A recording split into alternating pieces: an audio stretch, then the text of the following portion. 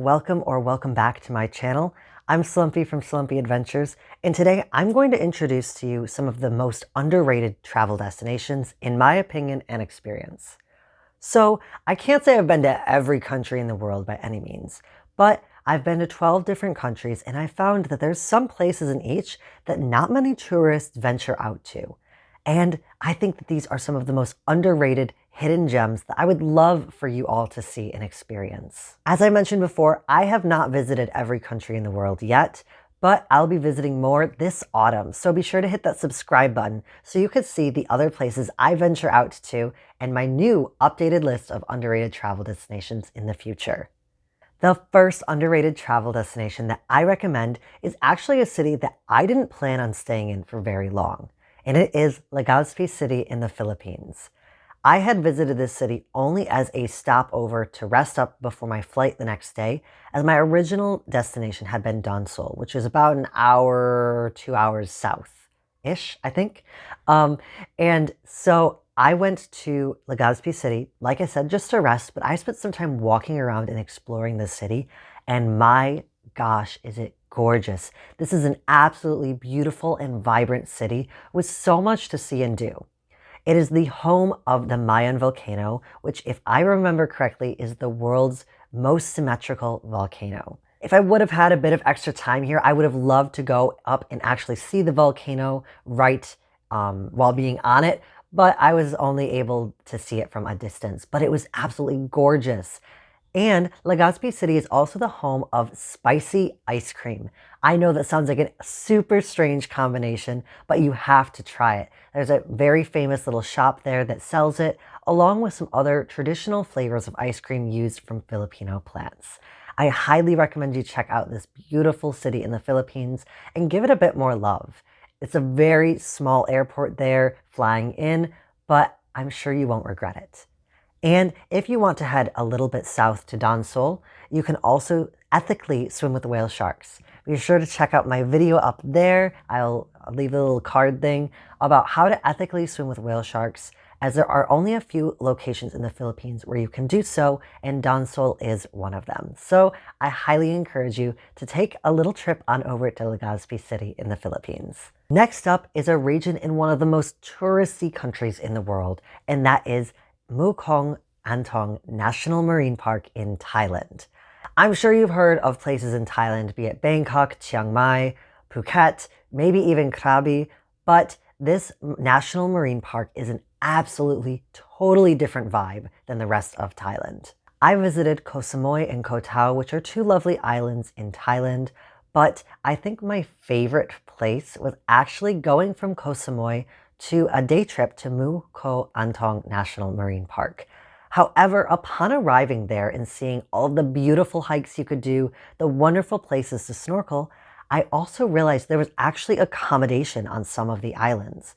You can go there and camp, or you can rent a cabin to spend a bit of time in this beautiful, beautiful protected area.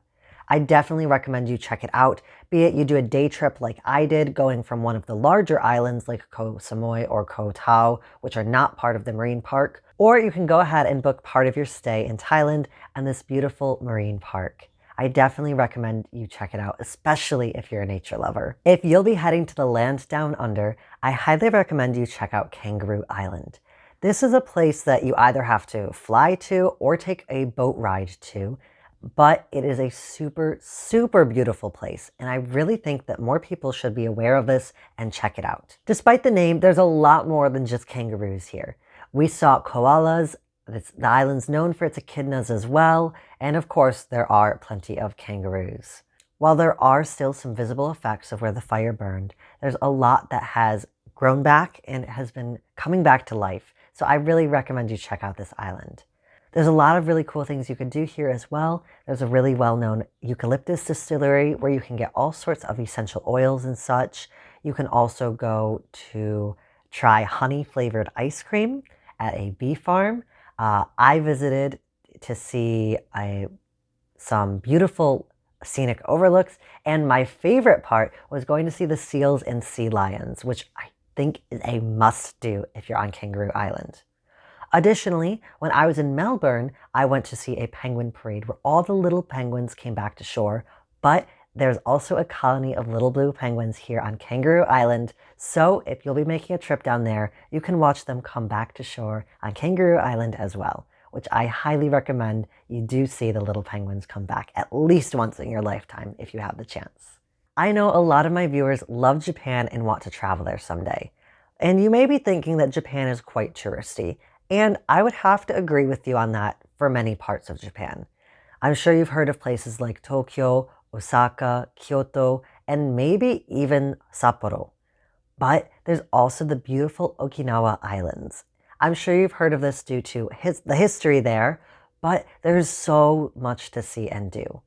I visited the main island of Okinawa, and there was a beautiful shopping area, lots of nature to see, and it was just a really wonderful place. But even less known is the Kurama Islands, which I ended up visiting on a scuba trip that was off of the main island of Okinawa.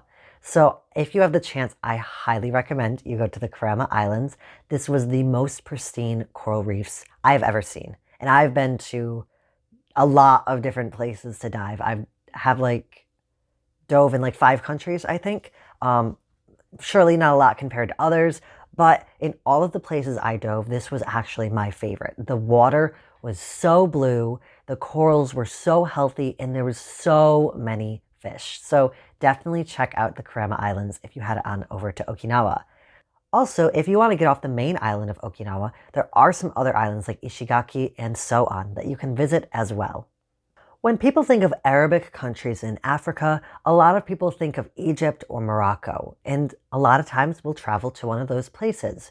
But did you know that there's a super small country in the north of Africa with a lot of Arabic influence known as Tunisia? Yes, Tunisia is a beautiful, beautiful place to visit.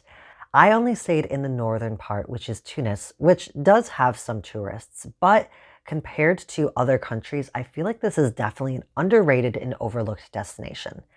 If you head on over to a part of Tunis called Sidi Bou Said, there's a lot of older or retired travelers who are visiting there, but it also still has this youth chic vibe and it's a great place for pictures. But my favorite part of Tunis was actually the old city and the Medina. I really had a great time exploring and walking through these wonderful, wonderful alleyways that I got very lost in.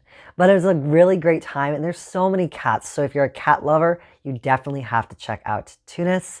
And the food there is to die for. I definitely recommend you get a dish called ocha. I loved it.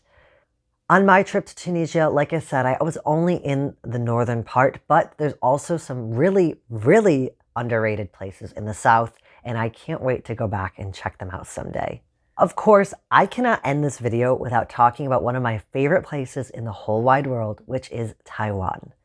Taiwan is an island nation in Asia, and while a lot of people confuse it with Thailand, Taiwan has very, very few tourists. And it's quite unfortunate because there's such a rich and diverse culture in Taiwan that I really want more people to experience.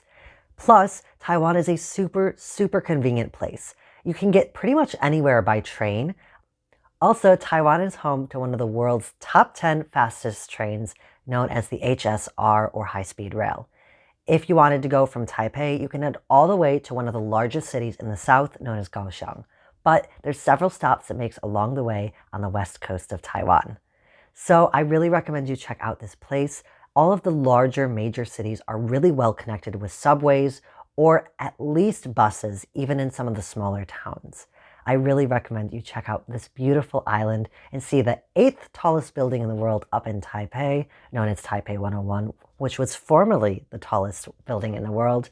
And you see the wonderful, rich culture of Taiwan, try the delicious foods, and see all of the beautiful sights. Taiwan is the most mountainous island country in the whole world. So if you like hiking, it's a great place to visit, or it's even just nice to admire the beautiful rolling hills. And if you prefer the ocean, well, Taiwan is an island, so there's ocean all around it that you can go ahead and go swimming in, diving in, or do whatever water sports interest you. Just to keep rambling a little bit longer, Taiwan is also the birthplace of bubble tea. So if you are a fan, you definitely have to go check out the place where it all began. I could make a whole video on Taiwan, and quite honestly, I probably will.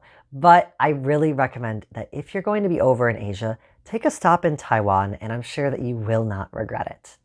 If you stuck around and you haven't gotten tired of hearing my voice yet, thank you so much for watching this video. I really enjoyed getting to talk about some of my favorite places that I really feel like not many people know about or have gone to. If you would, I would love if you recommended some underrated travel destinations from your perspective in the comments below.